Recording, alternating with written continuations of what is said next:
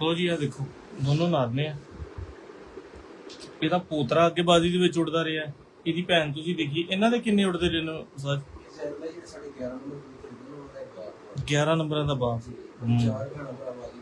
ਅੱਛਾ ਇਹ 4 ਭੈਣ ਭਰਾ ਬਾਜੀ ਸੀ, ਉਹ ਵੀ ਇਹਦੀ ਧੀ ਸੀ। ਲੋ ਜੀ ਤੁਸੀਂ ਦੇਖ ਲਓ, ਤੁਹਾਨੂੰ ਮੈਂ ਕੁੰਦਾ ਖੋਲ ਕੇ ਕੋਈ ਪੇਸ਼ਨ ਗੋਈ ਕੀਤੀ ਹੈ। ਜਿਹੜੀ ਕਬੂਤਰੀ ਹਾਈਐਸਟ ਘੰਟੇ ਬਣਾਉਣ ਵਾਲੀ ਉਹ ਵੀ ਇਹਦੀ ਧੀ ਹੈ।